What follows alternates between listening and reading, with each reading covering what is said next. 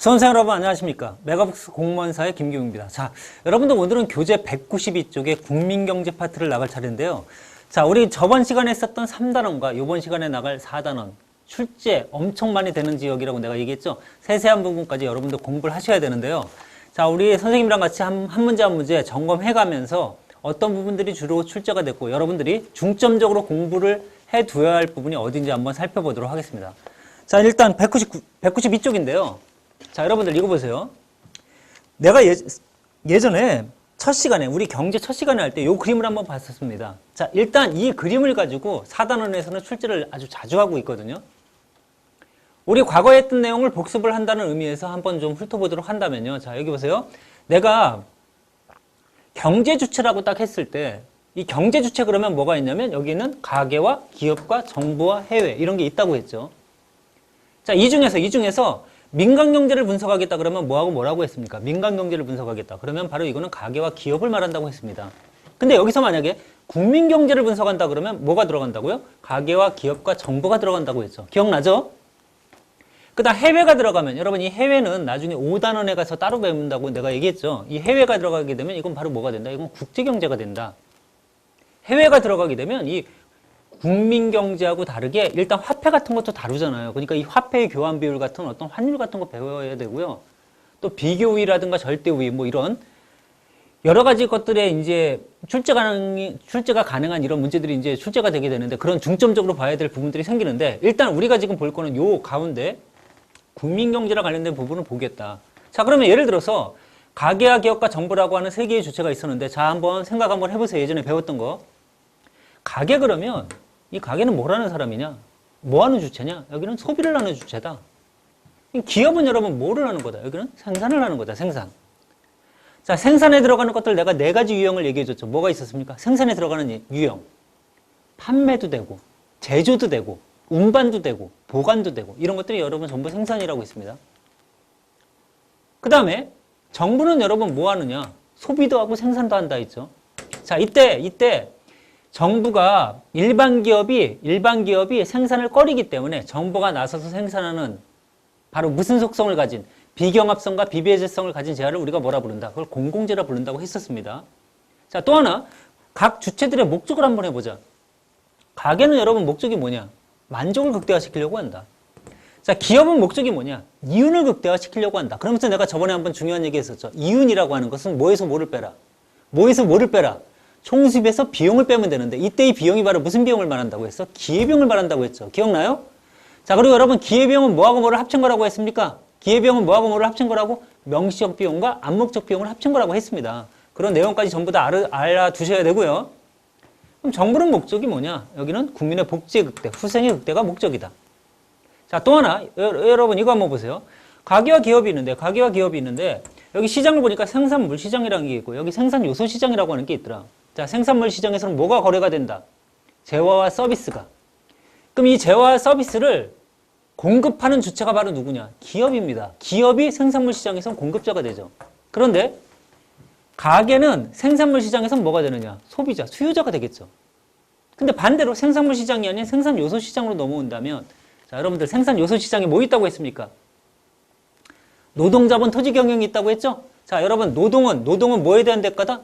노동은 뭐를 제공하는 거다? 노동력을. 여긴 자본을, 토지를. 그 다음에 또 경영을 내줄 수 있지. 경영. 이런 거를 제공할 수 있고 이거에 대한 대가로 기업은 여러분 노동에 대한 대가로는 임금을, 자본에 대한 대가로는 이자를, 토지에 대한 대가로는 지대를, 경영에 대한 대가로는 이윤을 준다고 했습니다. 이런 것들이 거래돼야 되는 것이 바로 이게 생산 요소 시장이야. 그럼 생산 요소 시장에서는 노동자본 토지 경영을 누가 공급해 주느냐? 가계가 공급을 하고 있죠. 그리고 수요를 누가 하고 있습니까? 기업이 하고 있죠. 자, 생산물 시장과 반대되는 지금 역할이 나타나고 있네요. 됐죠? 자, 또 하나 정부는 아까 전에 공공재를 생산한다고 했는데 이 공공재를 생산하기 위해서 가계와 기업으로부터 뭐를 지금 받고 있습니까? 세금이라고 하는 걸 지금 받고 있다는 거. 자, 그림에다 보이죠?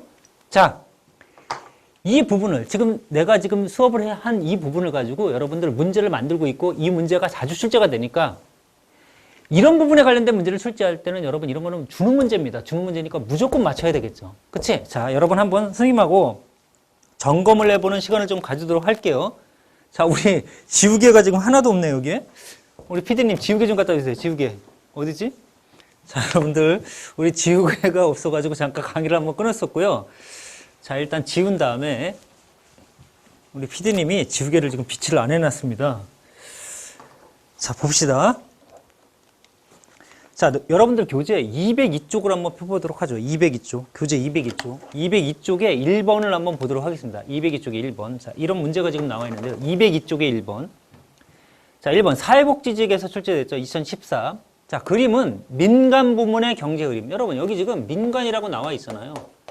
민간이라고 나오는 순간 여러분들은 주체가 두 가지라는 걸 떠올려야 됩니다. 뭐하고 뭐, 가계와 기업이 있구나. 이렇게 딱 생각을 하셔야죠. 자, 그러면 자, 실선은 실물이고요. 점선은 화폐입니다. 화폐. 자, 갑과 을이 있고 A와 B가 있는데, 자, 여기 지금 뭐라고 되어 있냐면, 갑을은 경제 주체다. 그러니까 이게 경제 주체야. 그리고 A, B는 시장이다. 그러니까 이 A, B가 시장이라는 얘기죠. 그러면 1번, 갑이 기업이라면, 자, 여기다 기업이라고 써놓겠습니다. 기업. 갑이 기업이라면, 여러분, 갑이 기업이면요, 실물이 이렇게 가야 되잖아. 그럼 여기가 무슨 시장이 되겠습니까? 여기가 생산물 시장이 되겠죠. 생산물 시장.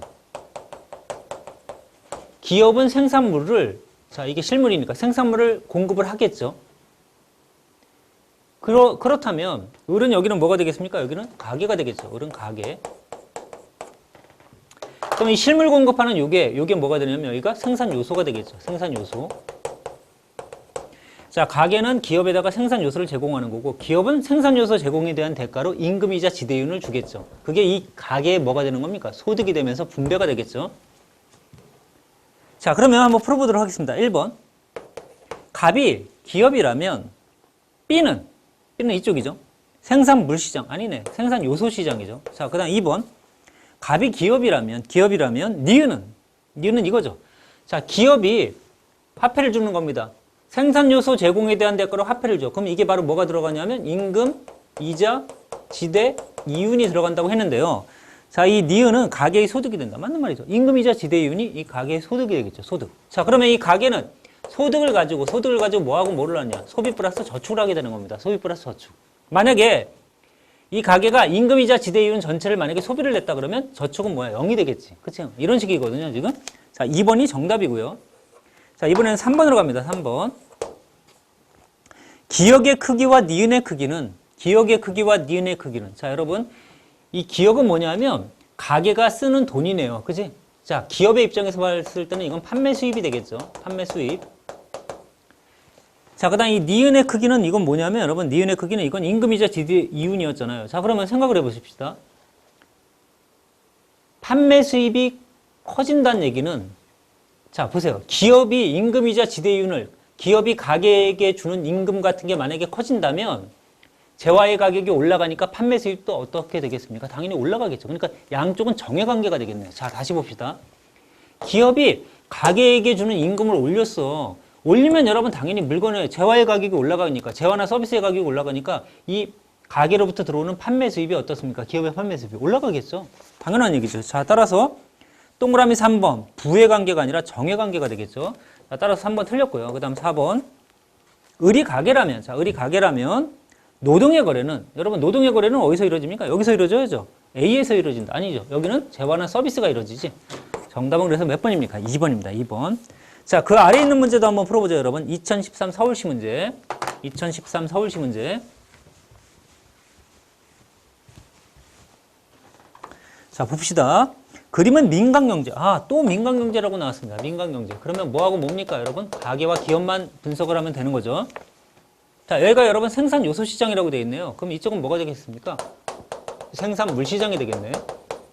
그 다음에 자, 실물이 이렇게 갑니다. 생산 요소 시장 이렇게 가죠. 실물이 이렇게 가죠. 그러면 여러분 이 A가 뭐가 됩니까? 이게 가계죠. 그럼 여기가 뭐가 됩니까? 이게 기업이죠. 기업. 자, 가계 입장에서는 생산 요소인 뭐를, 노동자본 토지 경영을 기업에다 주겠죠. 그 다음에 기업은 생산물을 가게에다 보내겠죠. 실물이 실선이니까요. 자, 풀어봅시다. 1번부터. 가에서 생산물 시장이지. 기업은 공급자다. 맞는 말이네요. 기업이 생산물, 재화 서비스를 이렇게 공급을 하겠죠. 그 다음 가게는 수요자다. 맞는 말이죠. 정답 그냥 1번이네요. 자, 그 다음 2번.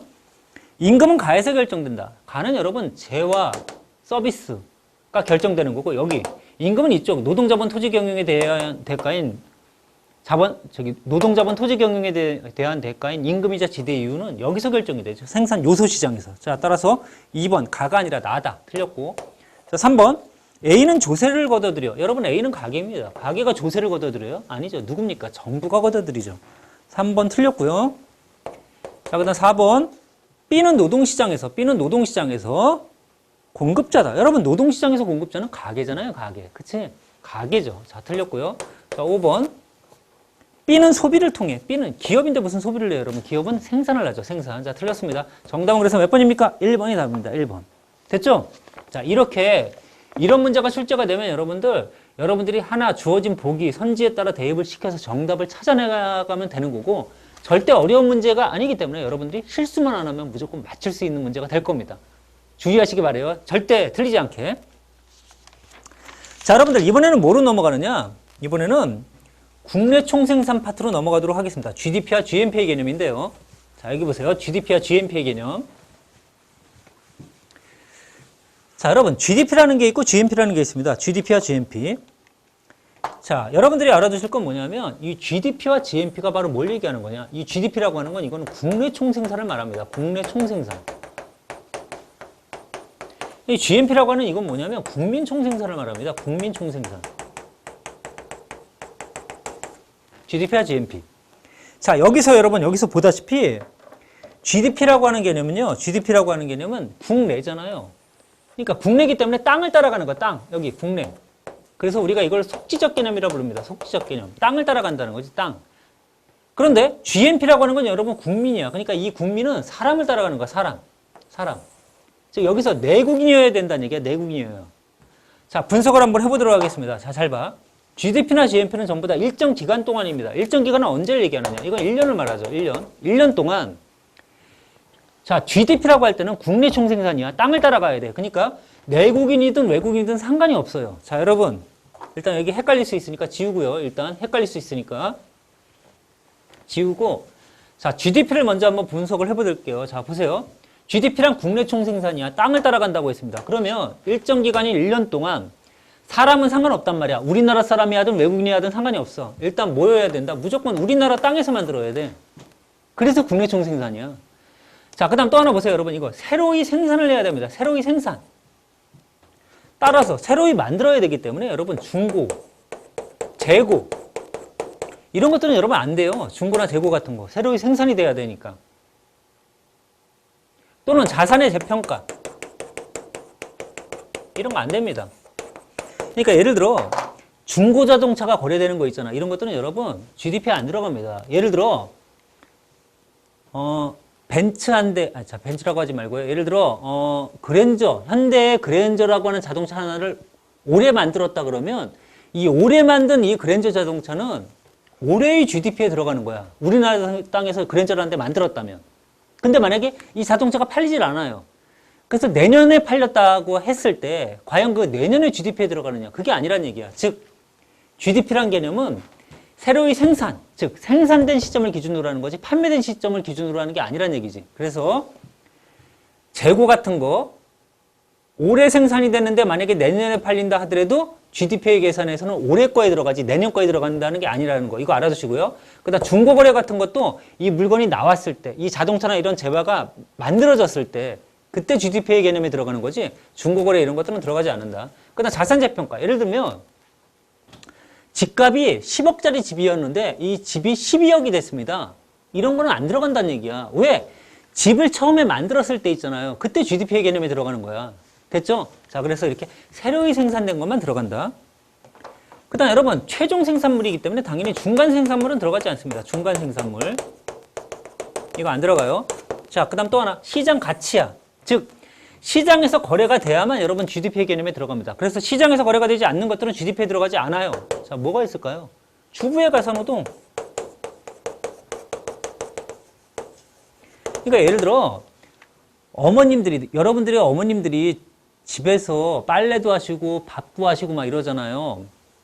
선생님도 어렸을 때는 설거지 이런 것들 별로 안 해봤거든요, 여러분. 근데 한번 집에서 이렇게 가끔가다 설거지를 한번 어머님 이렇게 도와드리려고 한번 하잖아요. 하면 굉장히 막 힘들더라고. 설거지하는 게 나 그렇게 힘든지 모르겠어. 몰랐어. 이게 막 허리도 아프고 막 이러더라고요. 그런데 이렇게 어머님들의 주부의 가사노동은 시장에서 거래가 되지 않습니다. 거래가 되지 않기 때문에 GDP 개념에 안 들어가요. 근데 만약에 어떤 사람의 어머님이 집에서 가사노동을 하지 않고 다른 집에 가서 월 100만 원을 받고서 설거지를 해준다 그러면 여러분 그때는 이게 시장에서 거래가 된 거기 때문에 그때는 GDP에 들어간다는 얘기예요. 그래서 이렇게 시장 가치가 있어야지, 시장에서 거래가 돼야지, 주부의 가사노동처럼 이렇게 거래가 안 되는 것들은 여러분 GDP 개념에 들어가지 않아요. 자, 또 이런 거 있죠? 밀수 같은 거 있죠? 암거래나 밀수, 지하경제 뭐 이런 것들, 이런 지하경제 같은 것도 계산이 안 되기 때문에, 지하경제 계산이 안 되잖아요. 계산이 안 되기 때문에 여러분 이런 것도 GDP 개념에 들어가지 않습니다. 자, 이게 여러분 GDP라고 하는 개념인데, GNP라고 하는 개념은 뭐냐? GNP는 여기서 여러분 사람을 따라가야 되기 때문에 다른 건 다 똑같은데요. 사람을 따라가야 되기 때문에 여기가 내국인이어야 돼. 내국인이 만든 거야. 그리고 국내든 국외든 이건 상관이 없어. 속인적 개념이기 때문에. 이게 GDP와 GNP의 개념인데, 옛날에는 한 나라의 경제 규모를 나타낼 때 여러분 GNP를 썼었거든요. 우리나라 사람이 생산한 게 중요했어. 근데 요즘은 세계화잖아, 세계화. 세계화다 보니까 우리나라 사람이 중요한 게 아니라 우리나라 땅에서 나느냐 안 나느냐, 이게 더 경제에 미치는 영향이 큰 겁니다. 그래서 GDP를 가지고 한 나라의 경제 규모를 나타내고 요즘은 과거에처럼 GNP를 가지고 나타내지 않는다는 거 알아두시고요. 그다음 하나 더, GDP와 GNP를 여러분 이렇게 한번 나타내 볼게요. GDP와 GNP를. 자, 보세요, 여러분. 여기다 내가 GDP라고 썼습니다. 그다음 여기다가 GNP라고 썼습니다. GNP. 이렇게 썼어요. 그러면 기억이라는 부분이 나오고 니은이라는 부분이 나오고 디귿이라고 하는 부분이 나올 거 아니에요. 근데 이 니은 부분은 어떠니? 이 니은 부분은 GDP와 GNP의 공통되잖아요. 그럼 GDP와 GNP의 공통되는 여기가 바로 뭘 얘기하는 거냐? 공통되는 거. 이 공통되는 건 당연히 우리나라 땅이면서 우리나라 사람이 만든 거겠죠. 여기는 우리나라에서 우리나라 사람이 우리나라에서 우리나라 사람이 만든 게 요 안에 들어가는 거예요. 그럼 이 기업은 뭐냐? 이거는 GDP니까 외국인이 우리나라 땅에서 만든 거죠. 외국인이 우리나라에서. 그럼 이쪽은 뭔데요, 여러분? 이쪽은 우리나라 국민이 우리 땅이 아닌 해외에서 만든 거죠. 국민이 해외에서 만든 거. 됐죠? 자, 다시 보세요. 여기는 우리나라 사람이 우리 땅에서. 여기는 뭐다? 외국인이 우리나라 땅에서. 여기는 뭐다? 여기는 우리나라 사람이 해외에서. 그래서 여러분, 우리나라 사람이 해외에서 만들었기 때문에 받아오겠죠. 수치 요소 소득에 들어가는 거고, 여기는 여러분, 우리 땅에서 외국인이 생산한 거잖아요, 여러분. 자, 따라서 이거는 지급을 해야 되겠죠. 이건 해외 지급 소득이 되는 겁니다. 해외 지급 요소 소득. 자, 그러면 여러분, 이거 한번 보겠습니다. GDP와 GNP 계산을 하는 개념인데요. 자, 여러분, 이거 한번 보세요. 예를 들어,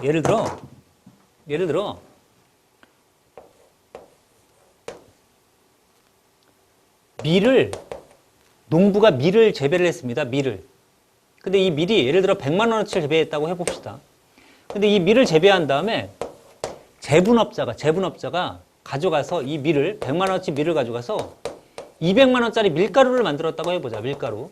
그리고 이 밀가루를 가져가서 반죽업자가 300만 원짜리 반죽을 만들었다고 해보자. 그리고 이 반죽을 가져가서 제빵업자가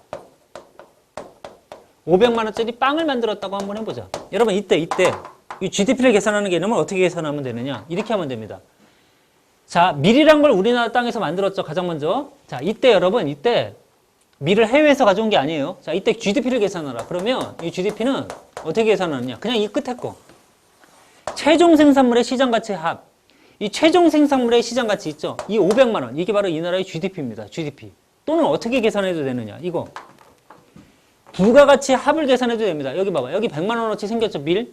그 다음 또 하나. 밀가루 할 때 100만 원이 또 붙었죠? 부가가치. 그 다음 또 여기 반죽 100만 원어치가 또 생겼죠? 마지막. 빵을 만들 때 200만 원이 또 생겼죠? 이 네 가지를 다 합치면 얼마입니까? 이게 500이죠? 이렇게 부가가치 합을 해도 여러분 이거는 뭐다? 이거는 GDP입니다. 최종 생산물의 시장 가치가 돼도 되고 부가가치 합이 돼도 돼. 또는 이렇게 해도 되겠죠. 최종 생산물에서 중간을 빼. 그럼 여기 남겠지? 여기서 또 중간을 빼. 그럼 여기 남겠지? 여기서 또 이거 중간을 빼. 그럼 여기 남겠죠? 그 다음에 여기 처음 만든 거 요거. 이렇게 최종 생산물에서 중간 생산물을 빼도 여러분 어떻습니까? 그래도 500이 나오잖아요. 자, 그래서 보세요. 그래서 이걸 정리하면, 자, 봅시다. GDP를 계산할 때 이렇게 계산할 수 있다는 겁니다. 가장 먼저 최종 생산물. 예를 들면 저기서 빵 같은 거 있잖아. 이런 최종 생산물을 전부 다 합쳐도 여러분 이건 GDP가 될 수 있다는 거고, 그 다음 총 생산물들에서 중간을 빼도 된다. 또는 뭐야 여러분? 부가가치 합들을 다 하면 이게 GDP가 계산이 될 수 있다는 거죠. 자, 여기서 응용을 해서 여러분 이런 것도 나올 수 있어요. 자, 보세요. GDP와 GNP의 관계. 자, GDP라고 하는 건 우리나라 국민이 우리나라 땅에서 만든 거 있죠? 우리나라 국민이 우리나라 땅에서 만든 거. 자, 여러분 그림으로 따지면 이거죠? 그림으로 따지면 여기 지웠네. 자, 그림으로 따지면 우리 국민이 우리 땅에서 만든 겁니다. 그러니까 여기가 GDP, 만약에 여기가 GNP라고 한다면요. 우리 국민이, 자국민의 국내소득이란 건 요거죠, 요거. 바로 니은 부분. 우리, 여기를 니은이라 불렀지? 여기가 니은, 여기가 기억, 여기가 디귿이죠? 자, 우리나라 국민이 우리나라 땅에서 만든 건 요걸 얘기합니다. 근데 GDP는 여러분, 요것만 얘기하는 게 아니라 모두 있어야 돼요. 여기도 있어야죠. 이거 두 개를 합쳐야 여러분 GDP가 나오잖아. 그러니까 GDP는 자국민의 국내소득 이외에 외국인이 우리나라에서 만든 것들, 즉 해외로 지급한 요소소득이 합쳐지겠죠. 해외로 지급한 요소소득. 됐지? 그 다음 GNP라고 할 때는요, 여러분. GNP도 똑같습니다. GNP도 가운데 요거 자국민의 국내소득이 있겠죠. 근데 요 부분은 뭐야? 이건 우리 국민이 해외에서 벌어온 거란 말이야. 그러니까 해외 수치 요소소득이 합쳐지겠죠. 그럼 세 번째. 여러분 GNP를 구할 때 GDP에서, 자, GNP를 구할 때 GDP에서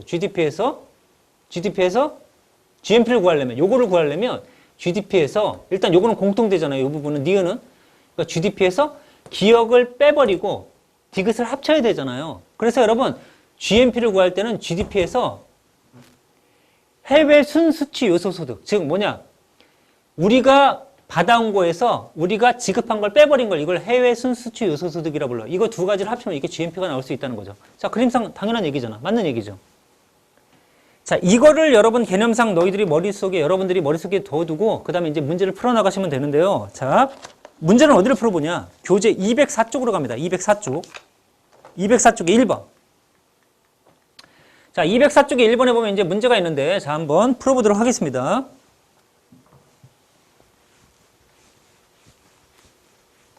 자, 봅시다. 다음은 2013년에 발생한 모든 경제활동인데요. 2013년 A국의 국내 총생산, 즉 GDP를 찾아라는 겁니다. GDP를 찾아라. 자, A국입니다. A국의 야구 선수가 B국의 프로팀에 들어가서 연봉을 받았대. 그럼 여러분 이거는 이 A국에서 생긴 거야? B국에서 생긴 거야? B국에서 생긴 거죠. 그러니까 GDP의 개념에 들어가지 않겠네. GDP는 우리 땅에서 나와야 되잖아. 속지적 개념이니까. 여기 봅시다. B국에서 개최된 프로골프 대회에서 A국 선수가 100만 달러의 상금을 받았다. 여러분 이것도 어디서 생긴 겁니까? A국의 사람은 맞지만 B국에서 만들어진 거죠. 그러니까 이것도 안 들어가죠. A국이 아니니까요. 자, 이번엔 C국의 근로자가 A국에 취업을 했대요. 그래서 여러분 어때? 200만 달러의 소득을 받았다. 이건 A국에서 만들어진 거지. 여기는 어때? C국의 항공기 업체가 A국에 공장을 세워서 생산한 제품을 B국에 수출해 1000만 달러를 벌었다. 여러분 어디서? A국에서 만든 거잖아요. 따라서 여러분 GDP의 개념에 들어가는 건 C, 이 두 가지. 가장 먼저 200만 달러에다 밑에는 1000만 달러 합쳐서 얼마입니까? 1200만 달러가 되는 거야. 그래서 정답 몇 번? 3번이 되는 거죠. 3번. 됐죠? 이런 것들은 여러분 A국에서 나온 게 아니라는 얘기야. 생산된 게. 이 두 가지 경우만 해당이 된다는 얘기죠. 자, 그 다음에 이번에는 4번에 있는 2012 예시문항이 있죠? 2012 예시문항. 그거 한번 보도록 하겠습니다. 2012 예시문항.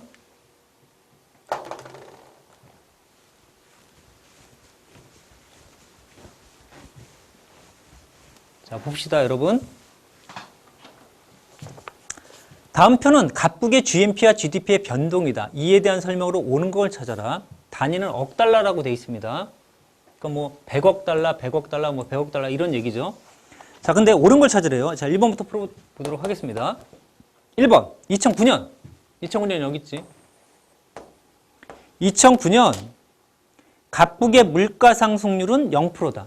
여러분, 지금 2009년에 물가 상승률을 구해야 되는데 물가 상승률을 구하려면 여러분 이 앞에 뭐가 있어야 됩니까? 2008년에 물가가 어떤지가 나와야 될 거 아니야. 그래야 양쪽을 비교할 거 아니에요. 지금 2008년에 대한 자료가 아무것도 없기 때문에 동그라미 1번 틀린 말이죠.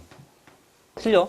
이거는 지금 GNP가 100억 달러, GDP가 100억 달러다 이 뜻밖에 지금 없거든요. 자, 물가 상승률을 알 수 없고요. 그 다음에 2번. 2010과 2011, 여기죠. 2010과 2011에 각국의 GDP 증가율. 여러분, GDP를 보니까 여러분, 2009에서 2010으로 갈 때 100억이 110억이 됐습니다. 그러니까 뭐야? 10%가 올랐죠. 근데 여기 보니까 여러분 110이 120이 됐거든요. 그러니까 100에서 110이면 10%인데 110에서 10이 플러스 된 거, 플러스 10이 된 게 이게 과연 10%냐? 그 얘기예요, 지금. 근데 보세요. GDP 증가율이 동일하다. 여러분, 증가를 우리가 좀 이따 할 건데요. 증가율을 이렇게 구하는 거거든. 증가율은 어떻게 구하냐면 좀 이따 할 겁니다.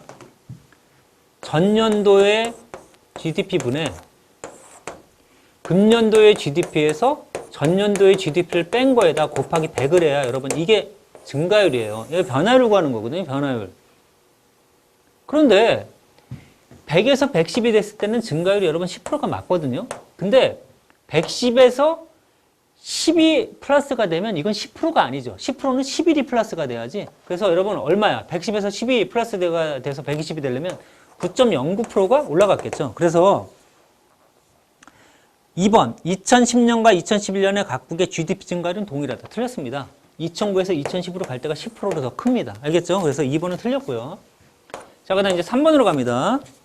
2009에서 2011 사이에 여기서부터 여기까지입니다. 여기서부터 여기까지 2009에서 2011 사이에 각국 국민의 해외 수치 요소 소득에는 변화가 없었다. 각국 국민의 해외 수치 요소 소득. 자, 여러분 여기서 아까 배웠던 공식이 좀 활용돼야 되는데요. 자, 봐봐.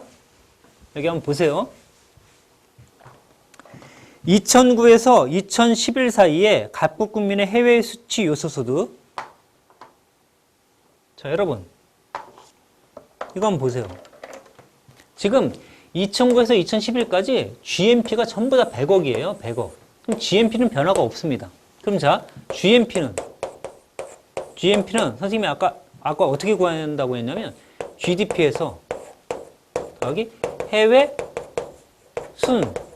수치 요소 소득. 해외 수치 요소 소득. 이걸 여러분 플러스 해줘야 되잖아요. 맞죠? 그런데 지금 보니까 GNP는 그대로야. 그러니까 똑같아. 이거는 일정하죠. 계속 100으로 똑같아. 100억으로. 근데 이 해외 순수치 요소소득이라고 하는 요게 뭐냐면 여러분 해외 수치 요소소득에서 해외 지급 요소소득을 빼야 되잖아요. 그럼 여러분 GNP는 지금 일정하게 100억인데 GDP는 계속 올라가고 있습니다. GNP는 일정한데 얘가 올라가고 있어요. 이 GDP 값이 여기가 올라가요. 그럼 얘가 올라가는데도 불구하고 얘가 일정하기 위해서는 이 전체가 어때야 돼? 이 전체의 값이 내려가야 될 거 아니에요. 그치? 여기가 올라가는데 여기가 일정하려면 여기가 내려와야 되겠죠. 그럼 여러분 이 부분이 내려오기 위해서는 첫 번째 방식 이런 게 있을 수 있겠네. 이게 내려가기 위해서는 해외 수치 요소 소득 있잖아. 이거 해외 수치 요소 소득. 이 해외 수치 요소 소득이 내려가도 되죠. 내려가도. 또는 두 번째 해외 수치 요소 소득은 그대로 있고 여러분 어떻습니까? 이 부분이 내려가야 되니까요. 해외 수치 요소 소득이 그대로 있을 때 해외 지급 요소 소득이 요소 소득이 올라갈 수도 있잖아요. 자, 따라서 여러분 여기는 써 있는 것처럼 2009에서 2011 사이에 각국 국민의 해외 수치 요소 소득 요거는 변함이 없다. 아니죠. 이렇게 내려가는 경우가 생기잖아요. 자, 따라서 여러분 3번은 맞습니까? 틀립니까? 3번도 틀린 얘기야. 됐지? 그 다음에 됐죠? 자, 그 다음 4번. 외국 기업이 각국의 생산 공정을 신설을 했대요. 이게 지금 각국 그림인데 각국의 공장을 신설을 했대. 그럼 2011년은 어떻습니까? 2011에 보니까 GDP가 뛰잖아. 2010에 비해서. 여기 110억인데 여기 120억으로 뛰죠. 자, 따라서 외국 기업이 각국의 생산 공정을 신설하는 것은 2011에 나타난 변화의 요인이 된다. 맞습니까? 틀립니까? 맞는 말이죠. 이 땅에서 GDP가 올라갈 수 있지. 됐지? 자, 따라서 여러분 정답 몇 번입니까? 4번이죠. 이 땅에다 공장을 건설했으니까 이 땅에서 나오는 최종 생산물은 증가할 수 있다는 겁니다. 그래서 정답은 몇 번? 4번. 이렇게 되는 거예요. 자, 그 다음에 이번에는 뭘 보느냐? 이제 각국의 경제지표랑 관련된 내용인데요. 자, 여러분 아까 전에 선생님이 경제 성장률이라고 하는 개념을 얘기했습니다. 경제 성장률이라고 하는 개념. 자, 여러분, 경제 성장률 이거는 변화율입니다. 변화율. 그래서 아까 전에 선생님이 잠깐 언급했죠. 경제 성장률을 구하는 공식은 어떻게 구한다고? 전년도의 GDP분의 금년도의 GDP 마이너스 전년도의 GDP 곱하기 100이라고 했습니다. 자, 보세요. 전년도의 GDP분의 금년도의 GDP에서 전년도의 GDP를 뺀 거에다 곱하기 100을 하면 돼. 이게 경제 성장률이에요. 그리고 여기 보세요, 여러분. 하나 더 알아둬야 될 거. 실질이라는 개념이 있습니다. 실질. 자, 실질 GDP 증가율이라고 하는 건 이걸 어떻게 구하느냐. 이거는 명목 GDP 증가율에서 물가 상승률을 빼버리면 됩니다. 그러니까 자, 보세요. 여기 실질이란 개념이 있고 명목이란 개념이 있는데 이 명목이란 개념은 이거는 비교 연도를 가지고 나타내는 거고 실질은 이건 기준 연도로 환산한 거야. 무슨 얘기냐? 예를 들어 보세요. 2013년에 선생님이 100명을 데려다 놓고 수강료를 10만 원을 받아서 강의를 했습니다. 그럼 여러분 100명에 10만 원이니까 내가 얼마를 벌었냐? 1000만 원을 벌었겠죠. 1000만 원. 그치? 근데 2014년이 됐습니다. 2014년이 됐는데 2014년에는 100명이 그대로 왔어요. 근데 수강료가 20만 원으로 뛴 겁니다. 그럼 여러분 나는 2천만 원을 벌게 돼 있죠. 자, 이때 1000이 2000으로 늘었구나 내 소득이. 이렇게 나타낼 때 여러분 이게 바로 이게 뭐냐? 이게 명목의 개념이에요. 그냥 비교 연도로 나타낼 때. 그럼 이걸 기준 연도로 환산하게 되면 이거죠. 100명이 10만 원이었는데 10만 원이 20명이 됐고 명수는 그대로잖아요. 따라서 여러분 이 10만 원을 20만 원이 아니라 얼마로 바꿔야 돼? 10만 원으로 나타내라는 거야. 기준 연도로.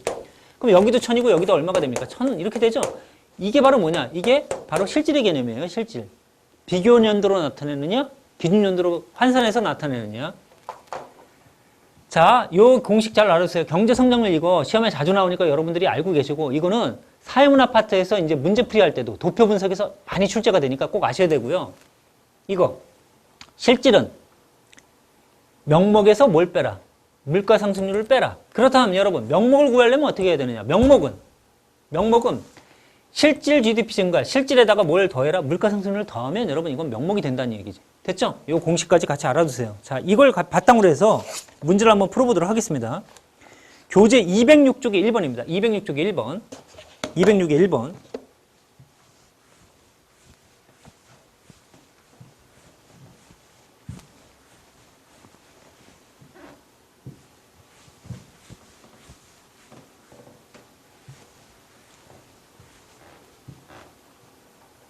자, 풀어볼게요.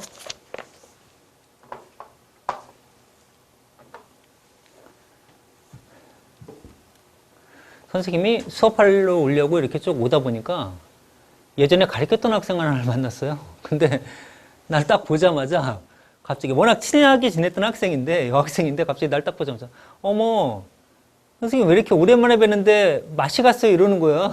참나. 아니 워낙 친하니까 그럴 수도 있긴 있지만 좀 약간 좀 당황스럽더라고요. 그리고 이게 사람이 없을 때 둘이 있을 때 얘기하면 뭐 그럴 수도 있는데 사람들 있는 상태에서 그러니까 되게 굉장히 선생님 얼굴이 빨개지더라고요. 이렇게 친하다 보면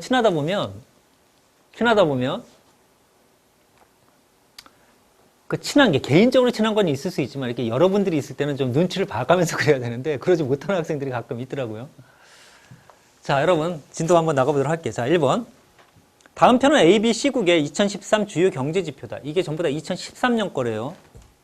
옳은 걸 찾으래요. 옳은 거. 단 경제 성장률과 물가 상승률은 각각 실질 GDP와 GDP 디플레이터 기준이다. 여러분 GDP 디플레이터라고 하는 거 이건 뭘 얘기하는 거냐면 GDP 디플레이터는 이것도 물가 지수인데 이건 여러분 이렇게 나타나는 거예요. 명목 GDP 이걸 실질 GDP로 나눠. 그래서 곱하기 100. 그래서 예를 들어 명목은 여러분 비교 연도고 실질은 내가 기준 연도라고 했잖아요. 그런데 만약에 이 분모 분자의 값이 같다고 해보세요. 그럼 이거 얼마가 됩니까? 이거 1이죠. 그럼 여기다 곱하기 100을 하니까 GDP 디플레이터가 100이 나올 거 아니에요. 100이 나왔을 때는 실질과 명목이 같다는 얘기야. 그럼 실질과 명목이 같다는 얘기는 아까 그 경우잖아요. 10만 원짜리가 100명이었는데 20만 원짜리가 100명이 왔어. 근데 이 20만 원을 얼마로 바꿔야 돼? 10으로 바꿔야 될 거 아니야. 그러면 어떻습니까? 또 똑같은 1000만 원이 나온다고 내가 얘기를 했잖아요. 그런데 명목으로 했을 때나 실질로 했을 때나 똑같대요. 똑같다는 얘기는 여러분 2013에도 10만 원이었던 게 2014에도 그대로 10만 원으로 간다는 얘기잖아. 그러니까 물가가 안 뛰었다는 얘기거든. 그러니까 GDP 디플레이터가 100이 나오면 이거는 물가가 변하지 않은 겁니다. 자, 이게 물가지수의 일종인데 하여튼 이걸로 물가 상승률을 나타냈다고 합니다. 자, 그러면 풀어보도록 하죠. 1번.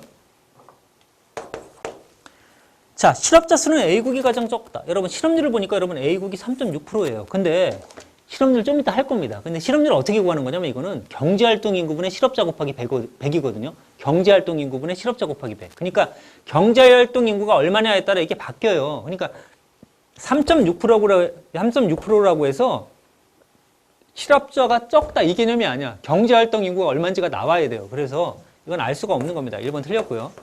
좀 이따 배웁니다. 실업률. 2번. 명목 GDP의 증가율은 자, 여러분 여기가 지금 경제성장률이 이게 전부 다 뭐냐면 실질로 나타낸다고 아까 주어져 있었잖아요. 근데 명목은 어떻게 구한다고 했어요? 자, 보세요. 실질은 명목 GDP 증가율에서 마이너스 물가 상승률을 빼야 된다고 내가 얘기했죠. 근데 지금 여기 동그라미 2번에서는 명목이야. 명목 GDP 증가율이야. 그러면 명목을 구하기 위해서는 이거는 명목은 실질 GDP 증가율에다가 물가 상승률을 합친 거잖아. 이렇게 돼야 되잖아요. 그러면 합쳐보세요. 물가 상승률이 5.0이고 실질 GDP 증가율이 4.5야. 그럼 합이 얼마입니까? 이게 9.5죠. 여기는 합이 얼마입니까? 11.4죠. 여기는 합이 얼마입니까? 8.1이죠. 이렇게 나오잖아요. 자, 그러면 명목 GDP 증가율은 C국이 가장 높다. C국은 여러분 8.1이에요. 그럼 어디가 가장 높습니까? B국이 가장 높죠. 11.4로. 그치? 자, 따라서 동그라미 2번도 틀렸죠. 그 다음에 동그라미 3번. 실질 GDP의 증가액은 여러분 이건 실질 GDP 증가율을 나타내는 거고 액수는 우리가 알 수가 없어요. 이건 비율이잖아, 비율. 그치? 비율. 이거 변화율을 말하기 때문에 그 액수가 얼마인지 모르죠. 여기가 100억을 가지고 나타낸 건지 1000억을 가지고 나타냈는지 10억을 가지고 나타냈는지 알 수가 없다는 거예요. 그래서 액수는 알 수 없습니다. 3번 틀렸고요. 그 다음 4번. 1인당 실질 GDP 증가율은 여러분 이거 보세요. 지금 여기 보면 1인당 실질 GDP 증가율 여기 보면 실질 GDP 성장률이 4.5예요. 근데 인구 증가율하고 실질 GDP 성장률을 보니까 인구 증가율이 더 크죠? 그럼 여러분 1인당 GDP라고 하는 건 어떻게 구하는 거냐면 GDP를 인구수로 나눠야 되거든? 그런데 경제 성장률보다 여러분 인구 증가율이 크다는 얘기는 당연히 1인당 GDP는 어떻게 돼요? 떨어지는 거지, 떨어지는 거. 그럼 이쪽은 어때요? 경제 성장률이 더 크기 때문에 1인당 GDP 올라가겠죠. 여기는 어떻습니까? 경제 성장률이 마이너스인데 인구가 늘었잖아요. 그러니까 1인당 GDP 떨어지겠지. 자, 따라서 여기 보세요. 1인당 실질 GDP 증가율은 B국이 가장 높다. 여기가 가장 높을 수밖에 없지. 왜? 여기는 인구가 늘어나는 거에 비해서 실질 GDP 증가율이 더 크기 때문에. 자, 따라서 정답 몇 번입니까, 여러분? 4번이 답이에요, 4번. 자, 그 다음 문제 한번 또 풀어보도록 하겠습니다. 2013 9까지.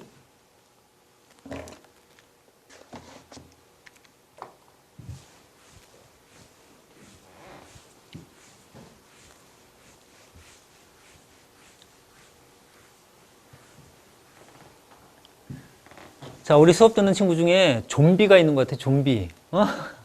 아니, 좀비가 뭐냐면, 한참 수업할 때는 애들이 이렇게 인강을 듣다가 이렇게 막 계속 자요. 자다가 선생님이 다른 얘기를 하게 되면 이렇게 자다가 갑자기 또 고개를 이렇게 쓱 올립니다. 그러다가 다른 얘기가 끝나면 또 다시 이렇게 수업을 나가면 이렇게 자는 친구들이 있는데, 이렇게 좀비처럼 이러고 있다가 갑자기 이렇게 막 올라오잖아요. 그치? 자, 여러분, 한번 보도록 하겠습니다. 2번 9까지. 우리 경제만 수업만 너무 나가니까 좀 딱딱해 하는 것 같아서 자, 여러분 보세요. 9까지. 자, 근데 경제는 나갈 게 워낙 많기 때문에 여러분 농담할 시간이 별로 없어요. 자, 봅시다. 다음 그림에 대한 설명으로 옳은 거 맞는 걸 찾아라. 단 물가 상승률은 GDP 디플레이터의 기초에서 구한다. GDP 디플레이터 아까 물가지수라고 얘기했죠. 자, 근데 여기 보니까 이게 물가 상승률이에요. 이게 물가 상승률. 그다음 여기 뭐냐? 이게 실질 경제 성장률입니다. 자, 동그라미 1번. 경제 규모는 지속 작아진다. 여러분 여기 보니까 실질 경제 성장률이 7%, 5%, 3%, 2%. 여러분 내가 경제 성장률이 뭐라고 했습니까? 이렇게 구하라고 했죠. 전년도분의 금년도 마이너스 전년도 곱하기 100이에요. 그러면 여러분 여기가 7%가 나왔다는 얘기는, 예를 들면 여기가 7%가 나왔다는 얘기는 이거죠. 전년도가 만약에 100이라면, 여기가 100이라면 금년도는 107이 됐다는 거야. 그래야 약분돼서 7%가 나올 거 아니에요. 즉 2008년도가 100억이었다면 7%가 증가했다는 얘기는 2009년에는 109억이 된다는 얘기야. 109억. 근데 여러분 여기는 5%가 또 증가했죠. 여기는 또 3%가 증가했죠. 그럼 여기는 또 2%가 증가했죠. 여러분 이렇게 실질 경제 성장률이 전부 다 양의 값을 가진다는 얘기는 전년에 비해서 금년도가 어떻다는 거니? 더 크다는 얘기지. 예를 들면 전년도가 100일 때 금년도가 102가 나와야 2%가 나올 거 아니에요. 그러니까 이 실질 경제 성장률이 전부 다 양의 값을 가지는 한은 경제 규모는 계속해서 커지고 있는 거야.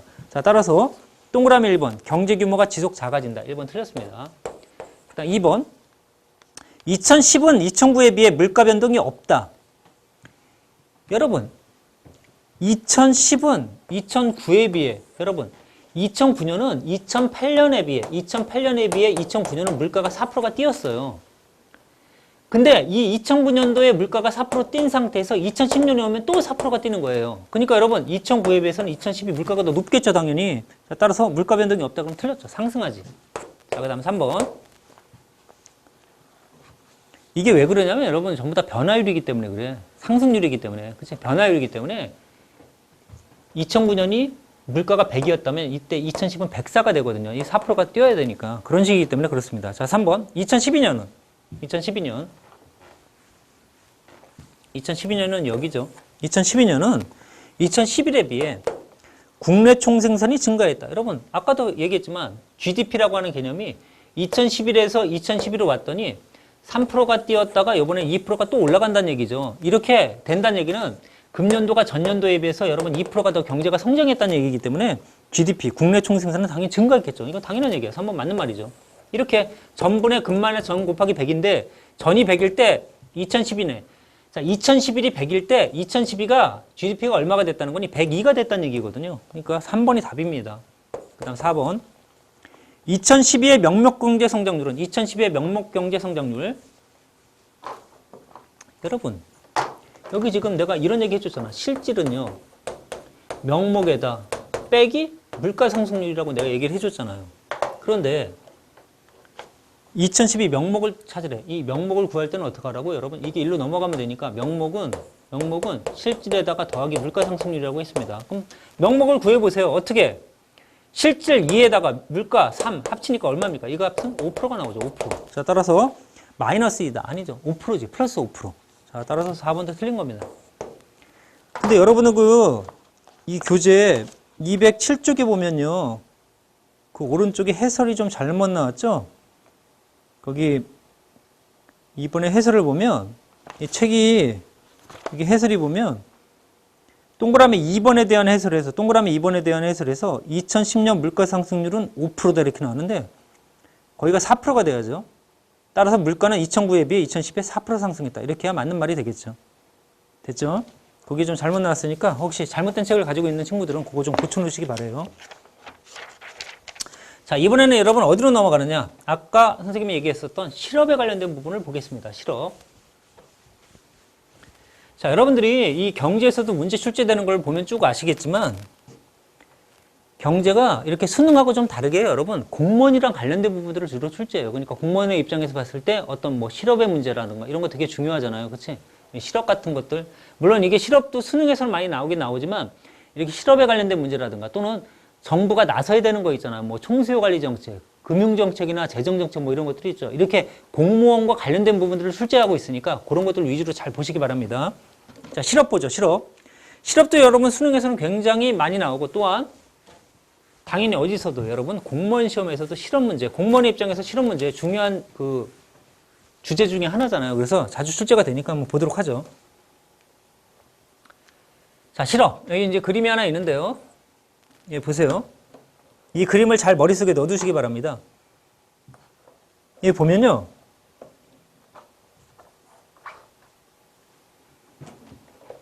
지금 이게 우리나라의 총인구입니다. 총인구. 우리나라 총인구야. 총인구인데 15세로 딱 끊었죠. 15세.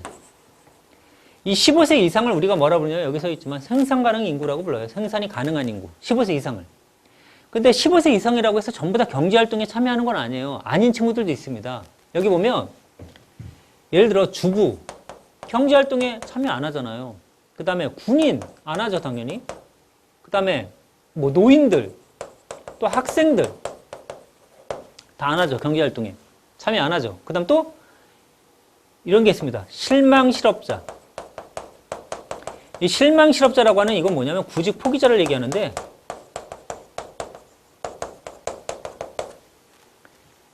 여러분, 그러니까 직업을 구하려고 막 하다가 직업을 구하려다가 결국은 직업을 구하는 걸 아예 포기해버린 사람이야. 근데 이 실업이라고 하는 개념이야, 실업. 이 실업이 이거야.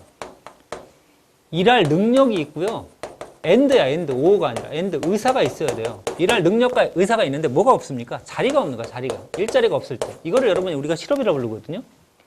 그리고 실업에는 종류가 자발적 실업과 자발적인 실업이 있고요. 그 다음 비자발적인 실업이라는 게 있어요. 이 자발적 실업에 속하는 게 마찰적 실업이야.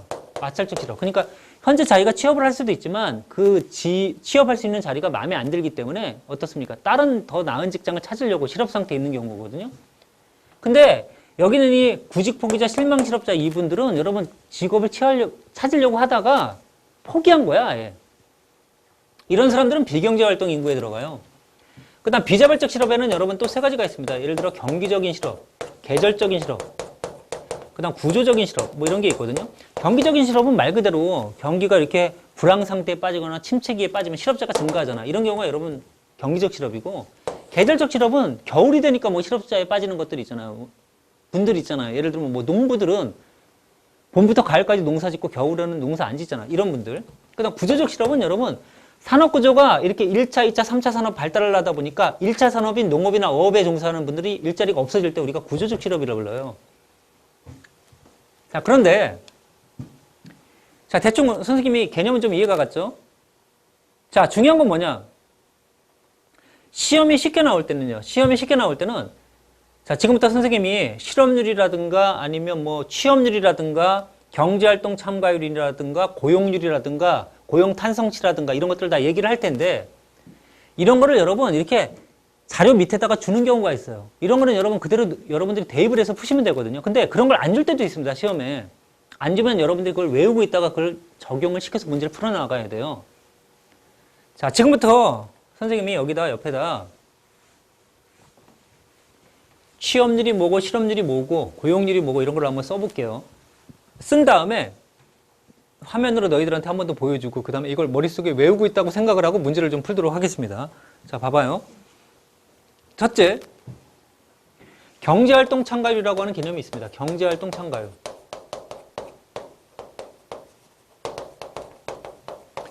자, 여러분, 경제활동 참가율은 이거 어떻게 구하는 거냐면 이거야.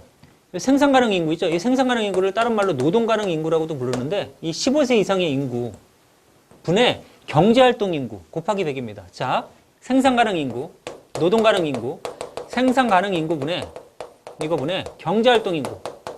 내가 경활인이라고 쓸게요. 경제활동 인구에다 곱하기 100. 근데 여러분들이 이걸 바꿀 줄 알아야 돼. 경제활동 인구라고 하는 건 뭐하고 뭐를 말하는 거다? 취업자 플러스 뭐를 얘기하는 거다? 실업자를 이렇게 말한다고 이렇게 바꿔서 생각할 줄 알아야 돼. 자, 생산가능 인구, 노동가능 인구분의 경제활동 인구 곱하기 100. 이거는 취업자와 실업자를 합친 거다. 됐죠? 두 번째, 그렇다면 실업률은 뭐냐? 우리가 지금 배우고 있는 실업률. 실업률은 여러분 이건 어떻게 구하는 거냐면 경제활동 인구분의 실업자 곱하기 100입니다. 근데 여러분 이 경제활동 인구를 바꿀 줄 알아야 된다니까 뭘로요, 여러분? 취업자 플러스 실업자로. 이렇게. 그런데 여러분 이거 한번 생각해 보세요. 일단 여기 있는 취업자, 실업자 중에 예를 들어 실업자가 한 명이 늘었다고 해봅시다. 그럼 여기에 플러스 한 명이 는 거야. 그럼 여기도 당연히 늘겠죠? 자, 분모에도 한 명이 늘었고 실업자, 이 분자에도 한 명이 늘었어요. 그러면 여러분 이 전체 값은 어떻게 될까요? 똑같은 숫자가 늘었어, 만약에. 이러면.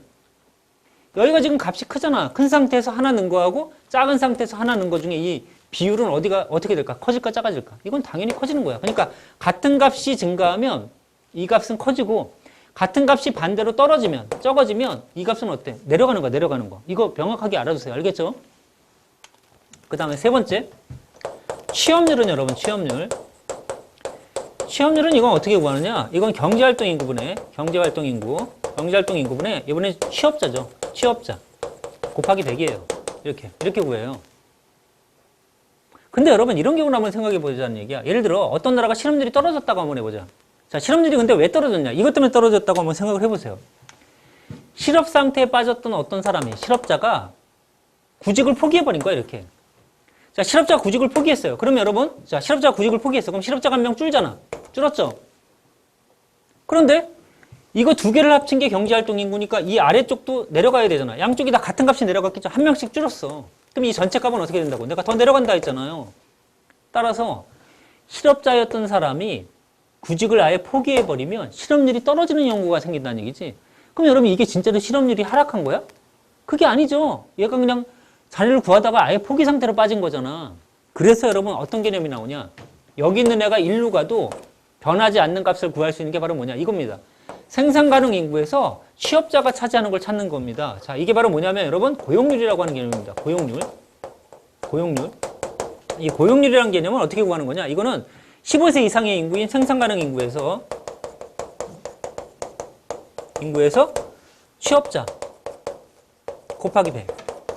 그럼 여러분 한 나라의 고용 상황을 정확히 나타내는 건 실업률이겠어요? 고용률이겠어요? 뭐겠습니까? 한 나라의 경제 상황을, 한 나라의 고용 상황을 정확하게 나타낼 수 있는 건 이거는 고용률이죠. 왜? 이런 경우는 실업률이 떨어진다 하더라도 이 사람들이 실업 상태에서 구직 포기자로 갔을 확률이 있기 때문에 더 정확한 지표를 나타낼 때는 고용률이 더 정확한 거지. 그래서 요즘은 시험에 고용률을 많이 냅니다. 고용률, 이거를. 자, 그 다음에 이번에는 고용 탄성치라고 하는 개념을 좀 보도록 하겠습니다. 고용 탄성치. 이거는 이제 참고로 한번 알아두세요. 고용 탄성치. 이 고용 탄성치라는 건 뭐냐면 여러분 GDP 증가율 했을 때 고용의 증가율, 취업자 증가율,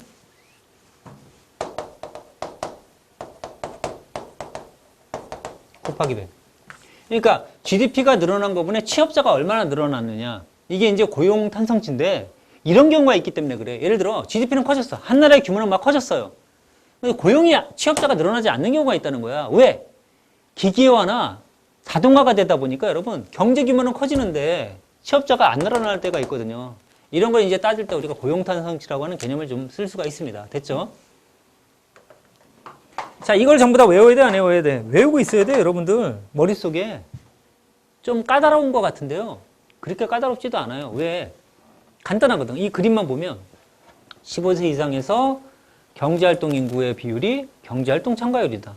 경제활동 인구에서 취업자 곱하기 100이 취업률, 경제활동 인구에서 실업자 곱하기 100이 실업률, 생산 가능 인구, 노동 가능 인구에서 취업자 곱하기 100이 고용률. 이거거든. 이 그림만 갖다 놓고 보면 아주 간단하게 풀 수 있죠. 자, 여러분들 선생님이 지금 강의 시간이 요 강의 너무 좀 길기 때문에 잠깐 끊을 거거든요. 끊는 동안 여러분들이 지금 이 써있는 공식 있잖아요. 이거를 한 번 더 외우세요. 외우시고 선생님이 화면을 바꿔서 한 번 더 외우게끔 해주겠습니다. 그 다음에 해당되는 문제를 또 풀어보도록 할 건데요. 그동안 우리 PD님이 칠판 좀 깨끗하게 이거 한번 정리해 줄 거니까 오늘은 남자 PD님이라 선생님이 좀 약간 좀 불릴 수 있어요. 이렇게 좀 칠판 좀 깨끗하게 지워라. 알겠지? 자, 여기 칠판 정리한 다음에 또 이어서 가도록 하겠습니다. 자, 여러분들 다 외우셨나요? 자, 선생님이랑 같이 한번 화면 보면서 다시 한번 정리 한번 해보도록 하죠. 자, 가장 먼저 경제활동 참가율이란 게 있다. 경제활동 참가율은 뭐라고 했습니까? 15세 이상의 인구분의 경제활동 인구 곱하기 100이다. 이때 이 경제활동 인구는 뭘 얘기한다고요? 취업자와 실업자를 합친 거다. 이렇게 바꿀 줄 알아야 돼요. 실업률은 경제활동 인구분의 실업자 곱하기 100이다. 이때 경제활동 인구는 취업자와 실업자를 합친 건데 예를 들어 실업자가 똑같이 한 명씩이 늘어났다면 분모 분자가 똑같이 늘어날 거 아니에요? 실업자가 여기가 늘면 여기도 늘 거 아니에요? 똑같이. 늘어나면 이 경우 값은 어떻게 된다? 커진다. 똑같이 줄어들면 이 경우 값은 어떻게 된다? 줄어든다. 됐죠? 분모 분자가 똑같은 값이 커지면 이 실업률 전체는 올라가는 거고 똑같은 값이 떨어지면 실업률 전체는 내려가는 겁니다. 자, 취업률 경제활동 인구분의 취업자 곱하기 100. 됐죠? 그런데 어떤 경우가 문제느냐? 실업자가 구직을 아예 포기하는 경우가 있다. 이런 경우는 실업률은 어떻게 된다? 떨어질 건데 이런 경우가 현실을 제대로 반영하지 않기 때문에 한 나라의 고용 상태를 정확하게 알려주지 못하기 때문에 고용률이라고 하는 개념이 나왔다. 이건 그냥 15세 이상 인구분의 취업자 곱하기 100을 얘기한다. 고용 탄성치란 GDP 증가율분의 취업자 증가율 곱하기 100을 얘기하는데 GDP의 규모가 커졌을 때 과연 취업자에 어떻게 영향을 주느냐 이걸 이제 따지는 걸 고용 탄성치라 부르고 자 GDP는 증가했는데 취업자 증가율이 별로 크지 않을 때 이럴 때를 우리가 고용 없는 성장이라고 해서 자동화 이렇게 기계화가 되다 보니까 GDP의 규모는 커지지만 사람이 고용이 잘 안 되는 경우 이런 경우를 뜻한다는 거 같이 정리해 두셨고요. 자, 지금까지 외웠던 거 가지고 한번 문제를 풀어보도록 하겠습니다. 교재 208쪽에 1번부터 가죠. 208쪽에 1번. 자, 봅시다. 208쪽에 1번. 자, 밑줄친 부분에 해당하는 사람들이 밑줄친 여기 있죠. 이 밑줄친 부분에 해당하는 사람들이 통계상 실업자로 분류가 됐다고 해보자. 그러면 어떤 변화가 있을까? 자, 어떤 사람들은 구직활동에 적극적이지 않다는 이유로 경제활동 인구에서 제외가 된다고 한다. 이들 중에는 구직활동을 포기는 했지만 실제로는 일을 하고 싶어하는 사람들 이 포함되어 있다. 일을 하고 싶어하는 사람들 포기는 했지만 근데 이런 사람들을 만약에 실업자로 해보자. 얘를 실업자로 보자. 그럼 여러분 이거 보세요. 실업자로 보자. 만약에 얘네들이 실업자로 들어간다는 얘기야. 자 그러면 동그라미 1번 실업률이 상승할 거다. 여러분 실업률은 어떻게 구했습니까? 아까 실업률은 취업자 플러스 실업자 분의 실업자 곱하기 100이었잖아요. 그런데 이분들은 지금 어디에 가 있냐면 비경제활동 인구에 있거든요. 근데 지금 어디로 온 겁니까 이게? 실업자로 이제 늦찬 얘기잖아요. 그러면 실업자의 숫자가 늘어나겠지. 그러면 전체 실업률은 여러분 분모 분자가 똑같이 커졌죠? 그러면 이 전체 실업률은 어떻게 된다? 이거는 올라간다고 했잖아. 그러니까 동그라미 1번 상승할 거다. 답이 그냥 1번이네요. 그 다음 2번으로 볼까요? 고용률이 하락할 거다. 여러분 고용률은 여기 써 있잖아. 15세 이상 인구분의 취업자 곱하기 100인데 이 사람들이 실업 상태, 자 보세요. 이 15세 이상 인구라고 하는 요거 있잖아요. 요게 생산 가능, 노동 가능 인구인데 이 15세 이상 인구를 이렇게 바꿀 수가 있잖아요. 비경제 활동 인구에다가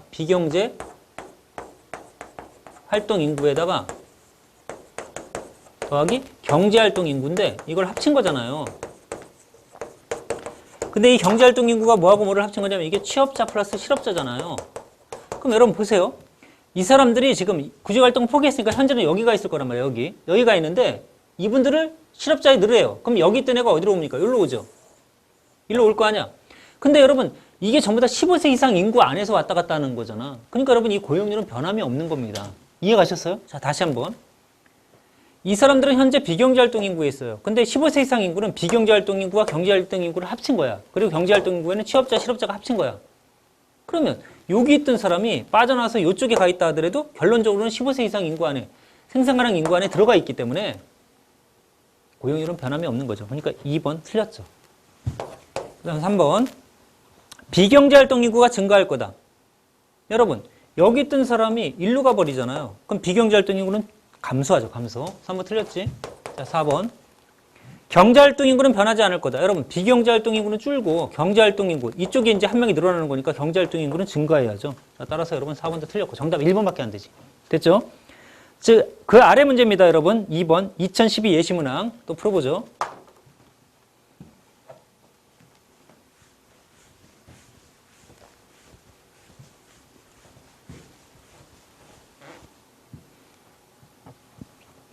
다음 표는 각국의 노동 가능 인구의 변화를 나타낸 것이다. 단 노동 가능 인구에는 변함이 없다. 여러분 노동 가능 인구에 변함이 없다는 얘기는 아까 선생님이 얘기했었죠. 이렇게 이게 우리나라의 총인구야. 이게 총인구인데 이거를 15세로 끄는 겁니다. 15세. 끊었을 때 요만큼이 변함이 없다는 거야. 이게 그대로 간다. 계속. 언제? 2010이든 2011이든 상관없이 계속 그대로야. 자, 이거에 대한 설명. 2010과 비교한 2011의 각궁 상황. 자, 2011의 각궁 상황. 얘네들을 지금 비교해 보는 겁니다. 근데 일단 2010이든 2011이든 15세 이상 인구는 변함이 없는 거예요, 지금. 자, 그러면 1번. 실업률은 불변이다.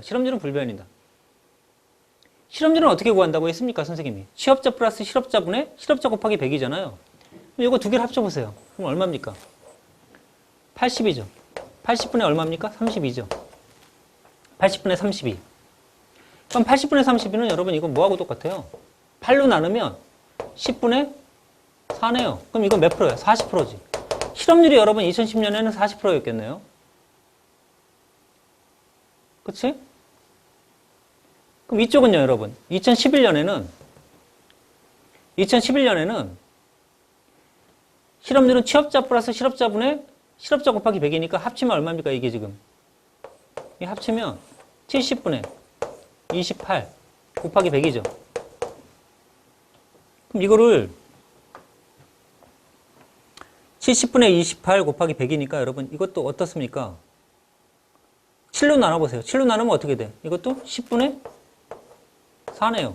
둘 다 40%네. 똑같이. 자, 따라서 동그라미 1번. 실업률은 불변이다 그러면 맞아요, 틀려요? 맞는 말이죠. 실업률은 불변이지. 실업률은 불변. 왜냐하면 이거 세 개 합친 거 있잖아요. 그러니까 이 취업자, 실업자 얘네들을 합친 게 요게 경제활동 인구잖아. 그리고 요게 비경제활동 인구잖아. 근데 요게 48, 여기에 32, 여기에 20이니까 이거 합치면 100%거든요. 여기도 어떻습니까? 42, 28, 30이니까 이것도 100%거든요. 근데 이 100%가 2010이든 2011이든 상관없이 노동 가능 인구는 똑같다고 했기 때문에 그냥 여러분들이 풀 때 여기를 100명이다 해도 똑같이 이렇게 풀어도 상관없는 거야. 그러니까 전체 100명, 전체 100명인 거야. 생산 가능 인구는 변함이 없으니까. 그러니까 그냥 요거 두 개 합친 거분에 32, 요거 두 개 합친 거분에 28 이렇게 하면 되죠. 실업률은 40% 똑같습니다. 1번 불변이다. 맞는 말이고요. 1번이 답이네. 그다음 2번으로 갑니다. 고용률은 증가하였다. 여러분 고용률은 증가하였다라고 했는데 보세요. 생산 가능 인구는 그대로고 했잖아요. 예를 들면 100명이라고 내가 얘기했죠. 100명. 근데 취업자를 보세요. 48명이 42명이 됐어요. 그러면 취업자 수가 준 거잖아. 그러니까 고용률은 떨어져야죠. 2번 틀렸지. 그다음 3번. 경제활동 인구는 증가하였다. 여러분 경제활동 인구는 요거 두 개 합친 거잖아요. 근데 100명에서 80명이 있다가 얼마로? 70명으로 줄었잖아요. 그러니까 경제활동 인구는 감소했죠. 3번 틀렸지. 그다음 4번. 취업자의 증감 여부는 주어진 자료만으로는 알 수 없다. 여러분 취업자 어디 있습니까? 여기 있잖아. 100명에서 48명이 42명이 됐으니까 감소했죠. 자, 4번도 틀렸죠. 정답은 그래서 1번밖에 안 됩니다. 자, 이번엔 4번 문제 보겠습니다. 옆에는 4번 문제. 2014 지방직. 2014 지방직.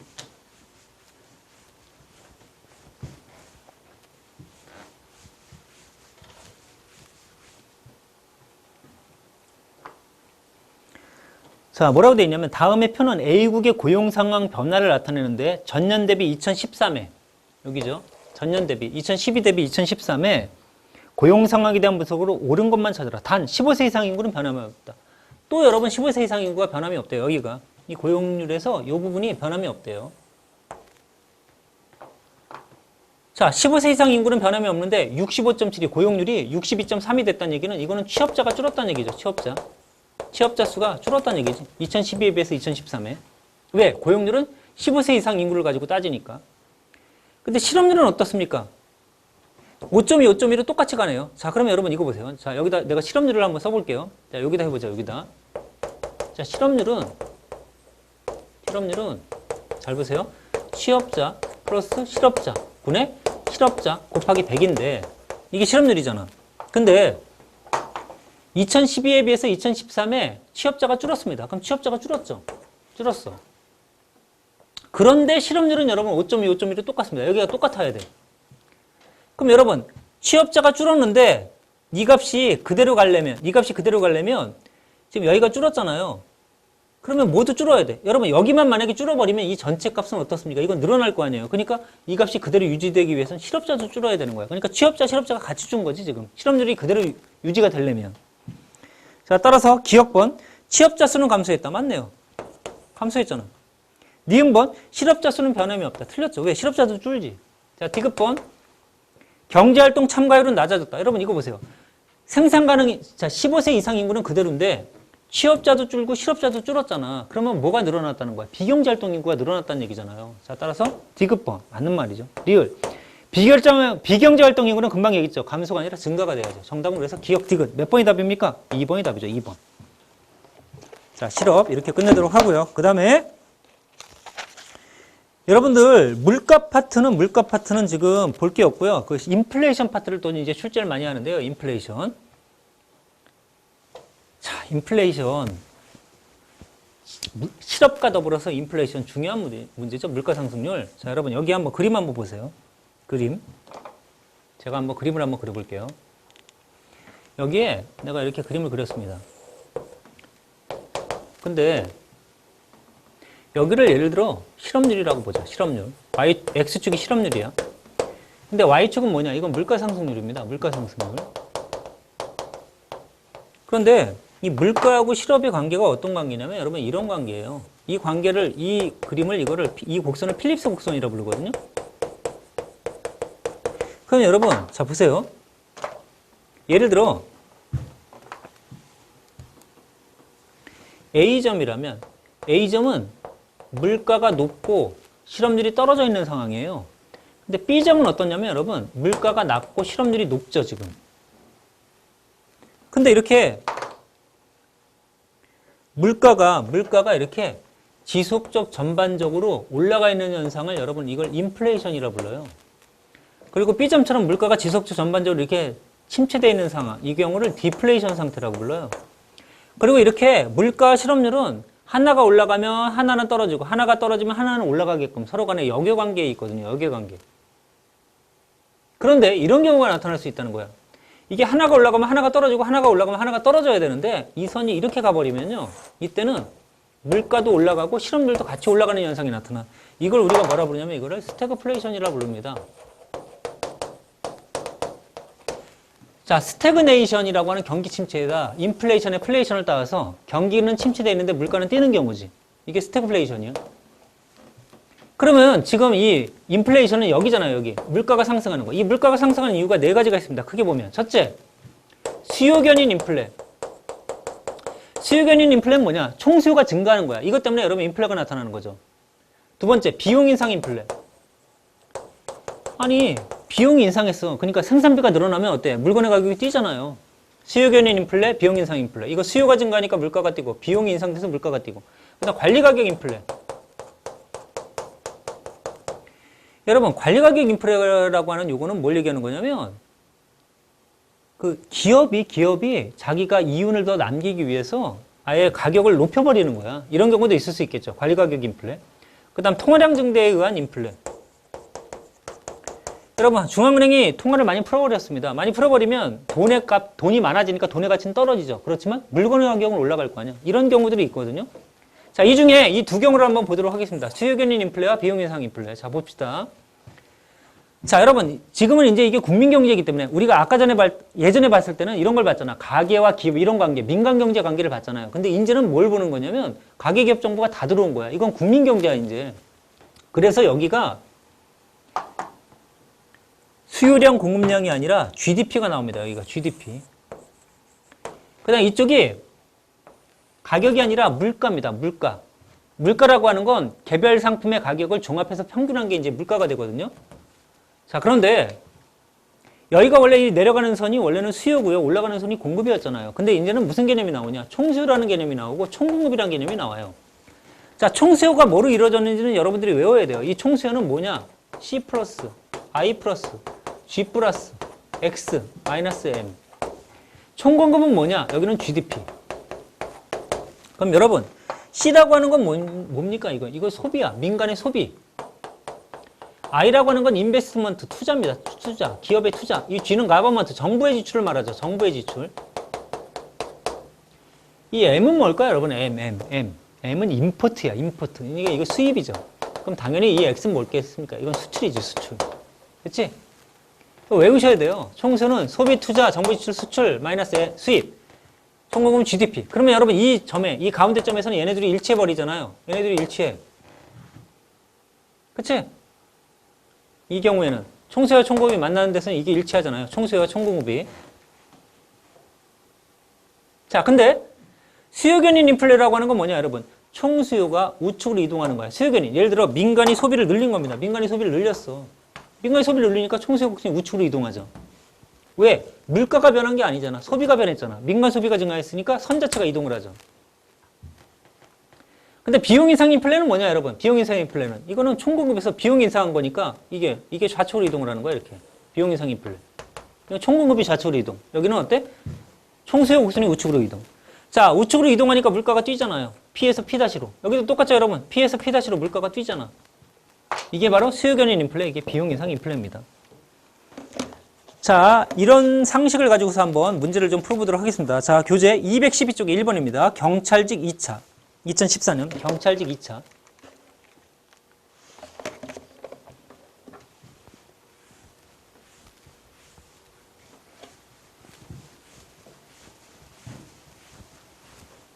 자, 풀어보죠. 인플레이션의 두 가지 유형에 관한 표이다. 기억부터 리을에 들어갈 내용. 자, 수요견인 인플레네요. 아까 봤잖아, 그림. 통화량이 증가했습니다. 그럼 총수요 곡선이자 수요견인 인플레, 통화량이 증가. 총수요 곡선이 좌측이야, 우측이야? 우측으로 이동을 해야죠, 우측으로. 우측으로 이동을 했죠. 그래서 물가는 뛴다. 그럼 여러분 이렇게 물가가 올라갔으니까 자, 재정정책에서 재정정책 중에 흑자니까 흑자는 뭐냐, 여러분? 자기가, 여러분 재정이 뭔지 좀 이따 배울 건데요. 재정은 세입 세출에 관련된 정부의 경제활동이에요. 세입 세출에 관련된 정부의 경제활동. 세입, 세출. 우리 예전에 세금할 때 했잖아요. 그럼 만약에 세입하고 세출이 똑같은 상태에서 세입, 받는 게 많다고 해봐. 흑자야. 그냥 안 쓰는 거죠. 쓰질 않고 받는 게 많은 거야. 그럼 흑자죠. 그럼 돈을 안 쓴다는 얘기잖아요. 그러니까 여러분, 지금 인플레이션이 나타나면 돈을 써야 돼, 안 써야 돼? 안 써야 되니까 흑자 재정 정책을 펼쳐야 되는 거야. 그러면 여러분 이 니은에는 뭐가 들어갈까? 동그라미 1번 보세요. 기역은 좌측으로 이동한다. 기역은 우측으로 이동해야죠. 니은은 뭐가 들어가야 돼? 팽창이야, 긴축이야? 긴축을 해야죠. 2번이 답이지. 긴축을 해야죠. 그 다음 여기 봐봐. 여긴 비용 인상 인플레입니다. 생산비가 증가해서 물가가 뛰는 겁니다. 그럼 총곡곡선이 어디로 갑니까? 이건 좌측으로 이동하죠. 아까 그림에서 봤죠? 그럼 어떻게 해야 되느냐? 부동산의 가격을 억제시켜야지. 생산비를 줄이기 위해서. 그 다음에 리을번. 리을번에 들어갈 거야. 임금을 올려야 돼, 내려야 돼? 내려야죠. 왜? 좌측으로 이동했으니까 이거 우측으로 끌어내야 되잖아. 비용을 내려야 되잖아요. 그러니까 임금은 인하를 시켜야죠. 그러니까 3번하고 4번은 다 틀렸네요. 맞는 거는 2번밖에 없는 거예요. 됐죠? 자, 그 다음 문제입니다, 여러분. 2014 지방직 2번 문제.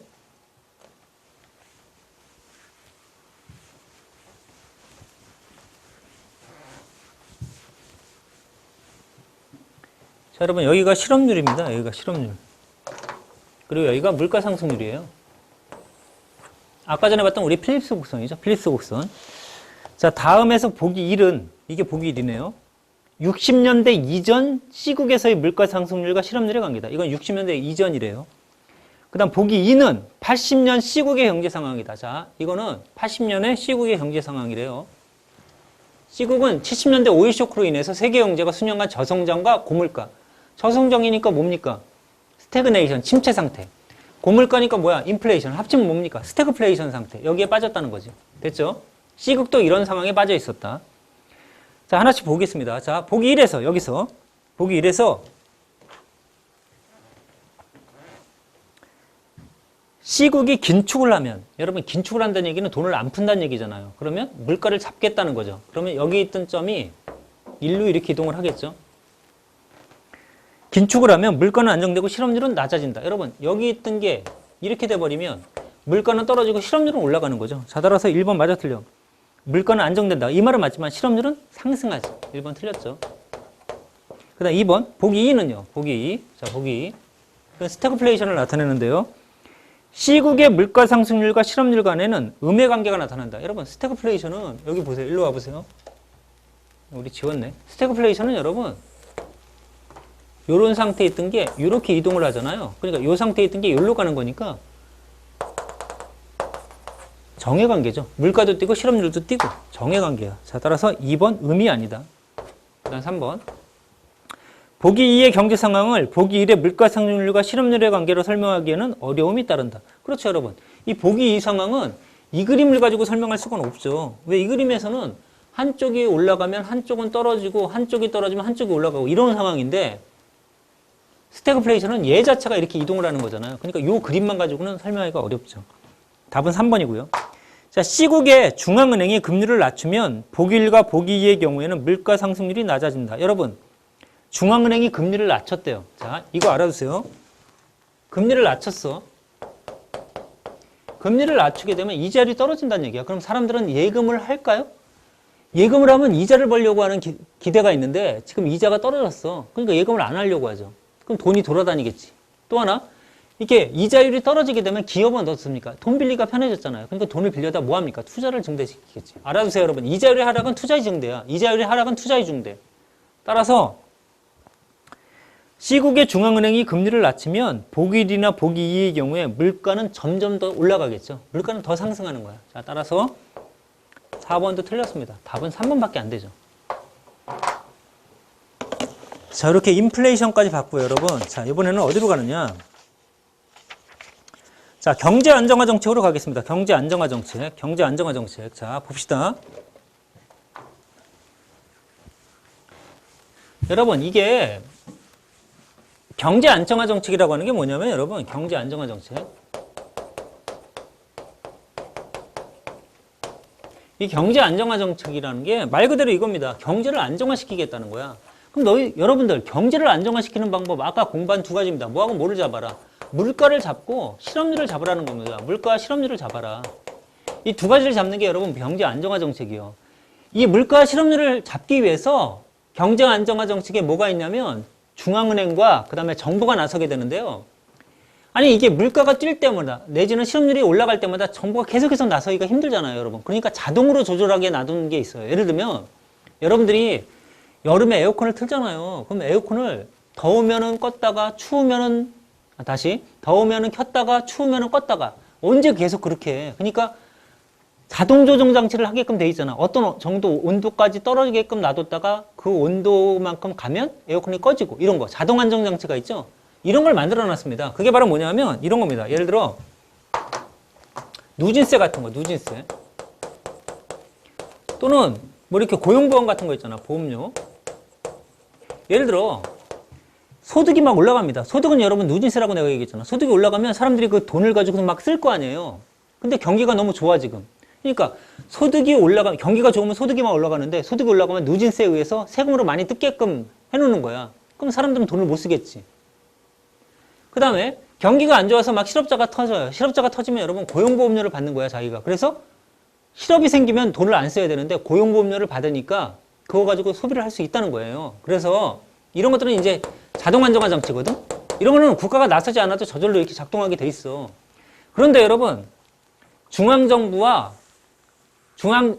정부와 중앙은행이 나서서 재정정책과 금융정책을 통해서 이제 관리를 할 수 있다는 거죠. 자, 이 중에 이 재정정책이라고 하는 건 뭐냐? 재정의 뜻이 아까 얘기했잖아요. 세입 세출과 관련된 정부의 경제활동이라고. 그러니까 이 재정정책은 정부가 세입과 세출을 가지고 조정하는 거야. 세입 받는 거하고 세출 쓰는 거 가지고. 그다음 통화정책은 이건 중앙은행이 통화량을 조절을 해가지고 이제 물가 실업률을 잡는 걸 얘기하거든요. 그러면 재정정책은 간단하죠. 여기 보세요. 긴축을 했다. 긴축을 했다는 얘기는 돈을 안 쓴다는 얘기예요. 그럼 돈을 안 쓴다는 얘기는 물가가 높다 낮다. 지금 물가가 높다는 얘기죠. 그러니까 목적은 뭐야? 물가를 안정시키려고 하는 거죠. 그래서 돈을 안 쓰는 흑자 재정을 해야 되는 거지. 그럼 여러분 흑자를 내야 되니까 받는 게 커야 되겠죠. 그래서 어떻습니까? 소득세율, 법인세율 이런 것들을 올리고 정부 지출은 줄여야죠. 세율을 올린다는 얘기는 받는 걸 늘리겠다는 거고 지출을 축소한다는 얘기는 쓰는 걸 줄이겠다는 거잖아요. 그 다음에 자 확대 재정 정책을 펼칠 때는 여러분 이거는 경기가 좀 안 좋을 때니까 국가가 나서는 거겠죠. 경기가 안 좋을 때는 어떻다? 경기를 성장시켜야 돼. 자 이럴 때는 여러분 쓰는 돈이 많아야 되겠죠. 그래서 이런 세율은 인하시키고 오히려 지출을 확대시키는 거지. 됐죠? 그 다음에 통화정책, 금융정책. 자 여러분 중앙은행은 금융정책, 통화정책을 실시하게 되는데 일반적인 정책이 있고요.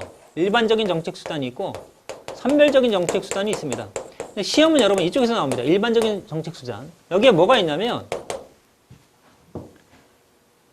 지급준비율이란 거, 지급준비율. 그 다음에 여기 재할인율. 그 다음에 공개시장 조작.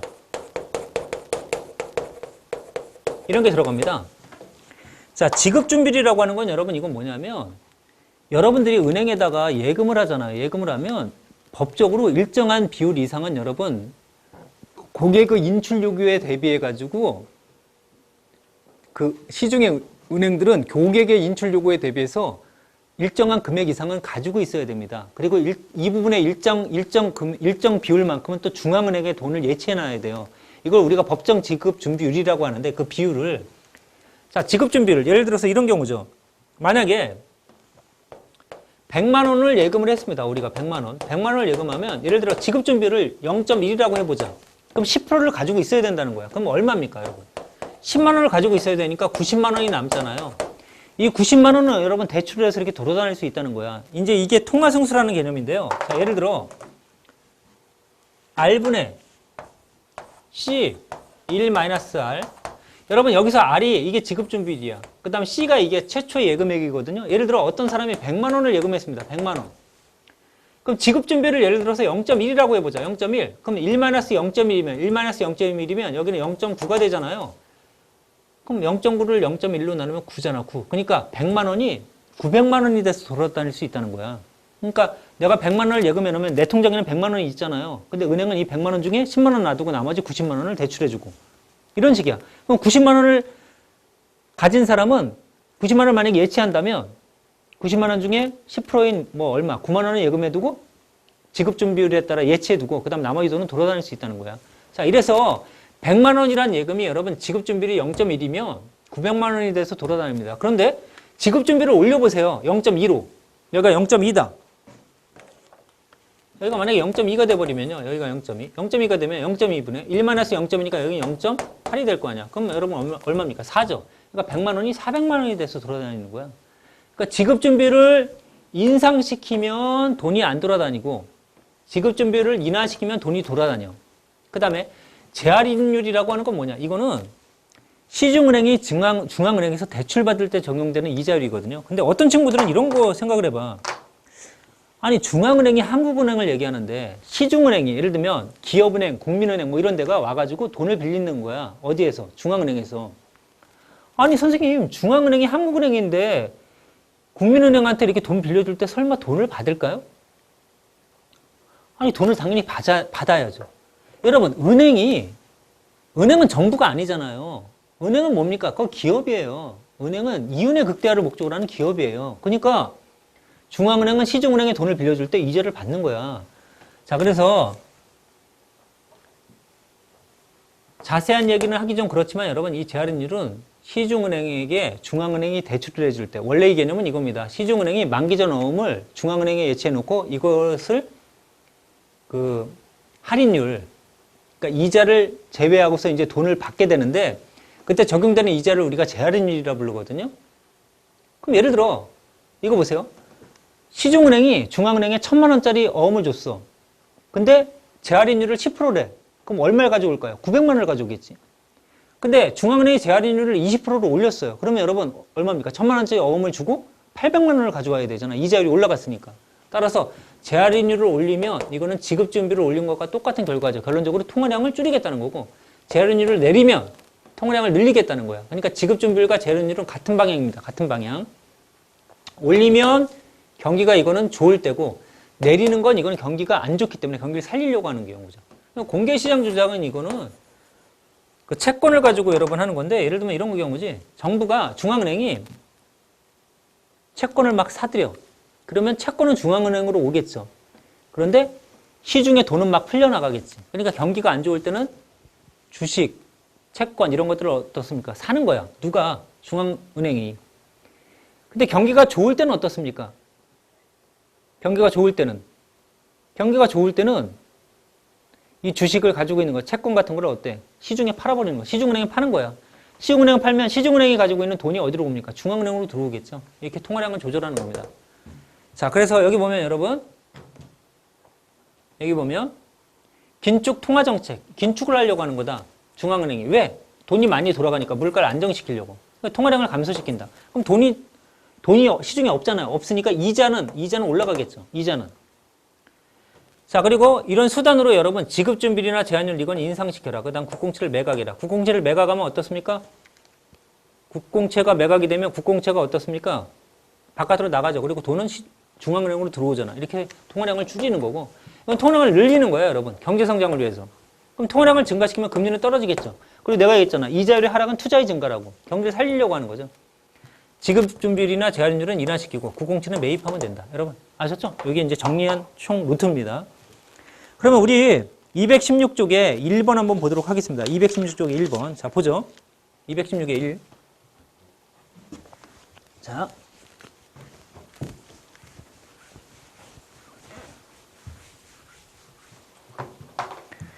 (216의 1) 다음 보기에 대한 현상이 심화되었다. 이에 대한 대처가 뭘까? 자, 총 수요가 총수요가 C 플러스 R 플러스 G 플러스 X 마이너스 M이잖아요. 근데 총수요, 소비, 뭐 소비 같은 게 엄청 올라가는 거지, 지금. 자, 이런 경우에 어떻게 대처하느냐? 돈이 많다는 얘기죠, 지금 시중에. 재고는 줄고 활발한 생산 활동이 있다. 이거에 대한 대책, 즉 경기가 지금 호황이란 거죠. 호황 상태야. 그럼 여러분 어떻게 해야 될까요? 정부는 적자를 내야 된다? 아니죠. 흑자를 내야지. 돈을 안 써야죠.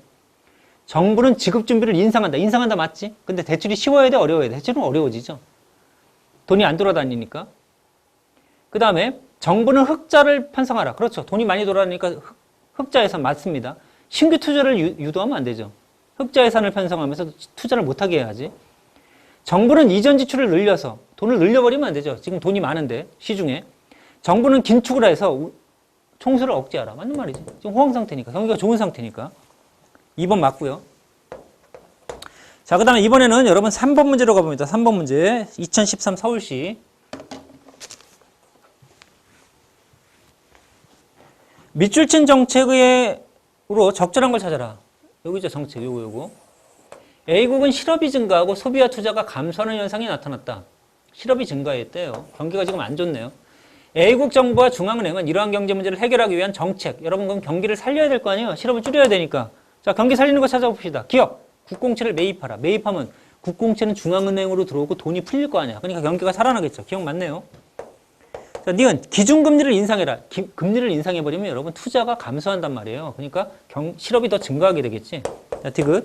지급준비를 인하하라. 맞는 말이죠. 지급준비를 인하, 재활인을 인하시켜야 돼. 자, 흑자 재정을 하라. 여러분 경기를 살리기 위해서는 중앙정부 입장에서 흑자의 적자 재정을 해야 되겠죠. 자, 리을은 틀렸지.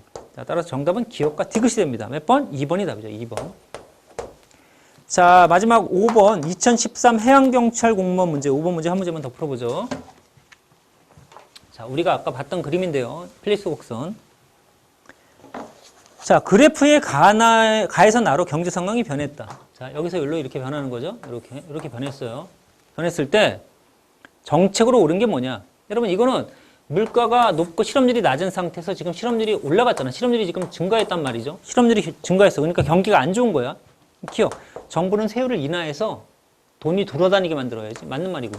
띄음. 국공채를 매입해야 국공채가 중앙은행으로 들어오고 어떻습니까? 시중에 돈이 풀리겠죠. 니은 맞고요. 디귿. 정부는 적자 재정을 실시한다. 그렇죠. 적자를 내야 돈이 많이 풀리지. 맞는 말이죠. 자, 리을. 중앙은행의 지급 준비율은 인상이야 인하? 인하시켜야죠. 인하시켜야 돈이 많이 풀리지. 틀렸죠. 미음. 정부는 소비를 억제해야 돼. 소비를 늘리게끔 해야지. 정답은 기억년 디귿. 몇 번이 답이에요? 1번이 답이지. 1번.